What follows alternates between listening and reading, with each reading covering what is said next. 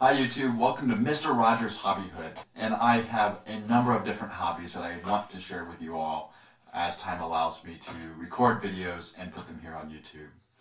Today I'm going to start exploring one of my probably most elaborate hobbies, and that is bookbinding. I like to make my own paper, I like to bind them together, I make a lot of journals and things like that, but I've also prepared books for various friends. The style that we're looking at today is this. It is a stab stitch binding.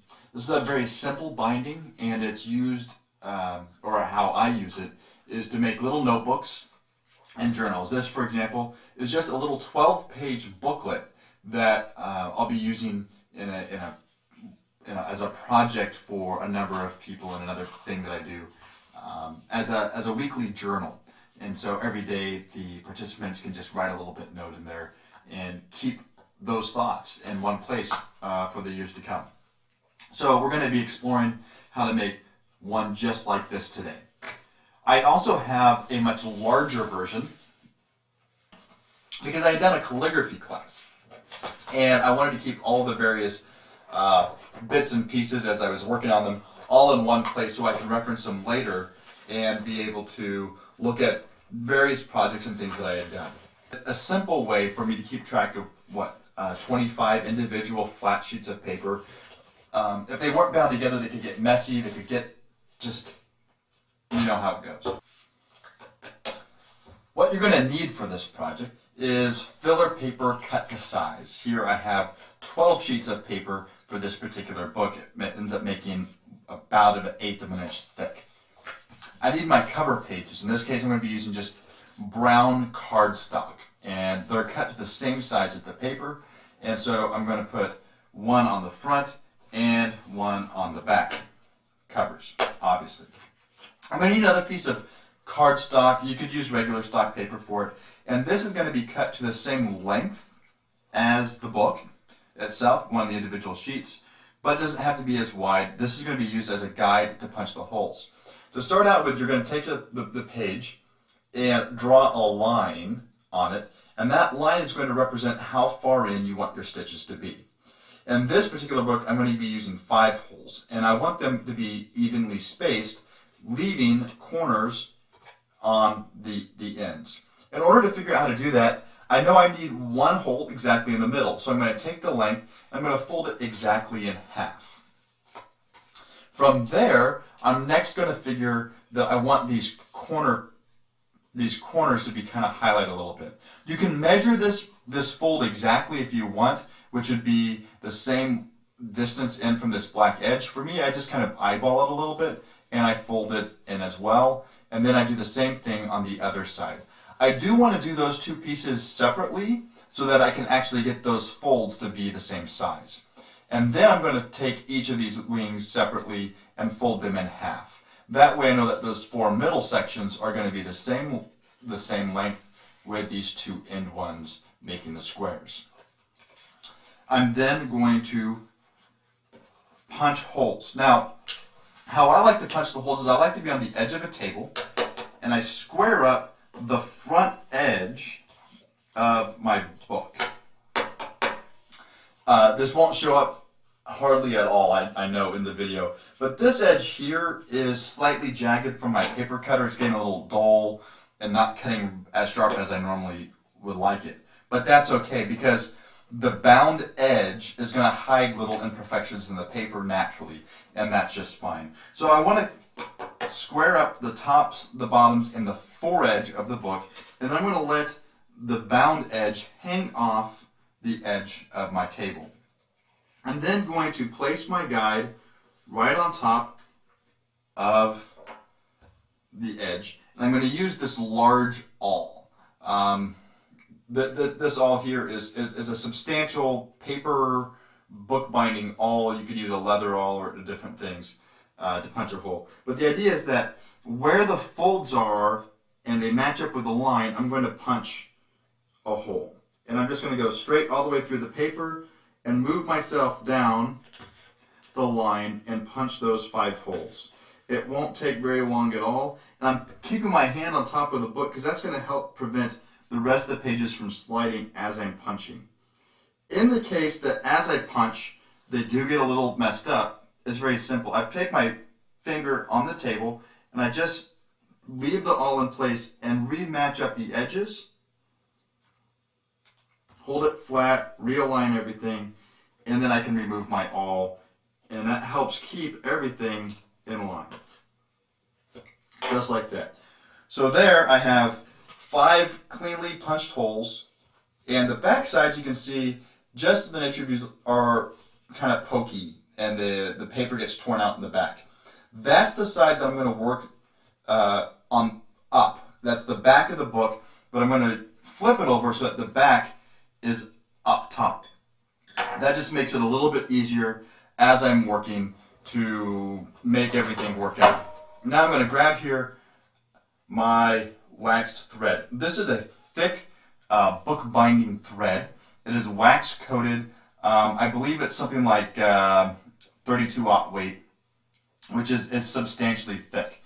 You can use other things. You could use a button thread and wax coat it really well. You could use artificial sinew or anything like that. But the idea is that you want it to be relatively thick and definitely wax coated. I want to measure out a distance of 4 lengths of the book. 3 and 4. My preferred knife or cutting instrument for this project is going to be something that's flat and large. This is a leather skiving knife that I use for other projects. The wax from the thread isn't going to hurt it any. You could use X-Acto knives or things like that. You could use scissors, but I like to have one cutting instrument, and this has an added benefit that you'll see at the end. Because it's wax coated, I can take my fingernails together, and I just take about 1/2 inch or so of thread, and I just pinch it between my fingernails, and that makes the end flat. That's really nice because now when I go to thread my needle, that flat side just goes right in nice and easy. Now, I know it's faint on the video, but you can still see I have my 5 holes along this edge.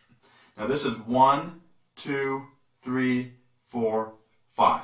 I'm going to start in hole number 2. I'm going to go to hole number 2 and go down that hole. And I'm going to pull it, leaving a tail of just about 2.5 to 3 inches sticking out. Now the thread is going to wrap around the outside edge of the book, and I'm going to go back down through the same hole. As I pull this nice and snug, I'm going to pull it so that the thread makes a 90-degree angle with the edge of the book. I'm going to go from hole number 2 and then come up hole number 3. And then I'm going to do the same process going around the edge, but this time I'm going to be going just the opposite way around it. Each hole will be divided in how it goes across. Again, making sure it's 90 degrees to the edge of the book. Down hole number 4. Looping it back around, tightening it up around the edge at 90 degrees. Up hole number 5. Oh, I just dropped my needle. You can pick it up and use it that way if it makes it easier. I'm going to go in up hole number 5 around the spine of the book, and then around the end of the book. So back to here where we've been, I'm now going to go from hole number 5 around the end and back up through the spine. And that's, you can see it outlined in black now. That's the square that I was talking about earlier that I wanted on each end. Now if you notice on the stitching, I have these gaps, and I still haven't even done anything with this hole. To get down to this side, all I need to do is weave it back in and out through these holes, and it will finish up the binding on those sides. So notice this side here isn't done, so I just go right up that hole. Very basic stitching. It looks a lot more complicated than it is, as you're finding out right now. And I'm going to come up here, wrap it around the spine edge of the book, around the end of the book. Again, making those two 90 degrees, making myself another little corner there. Take my needle off, put it in a safe place. Now I have a long tail and a short tail, and if I put them against the book, you can see the difference there. I want to tie a square knot to end this, and I want the square knot to end right here at hole 2, because that can wiggle a little bit, get in that hole, fill it up. It's not going to come loose. It's nice and hidden. So it's, well, not hidden, but it's not super obvious. In order for me to tie this square knot, I want to take the long end and I pull it kind of to the left a little bit. Right as you're watching the video, but my left. I'm going to then take the short end, lay over the top of the long one, and then tuck that short end underneath it. As I pull them flat, if I pull in both directions, and this won't show up super well, but you see how the knot is right here and it's spread out wide. What I want to do is I'm going to hold this left one tight, and I'm going to take the short one and I'm going to bring it back around. And did you see how that moved right there to the hole?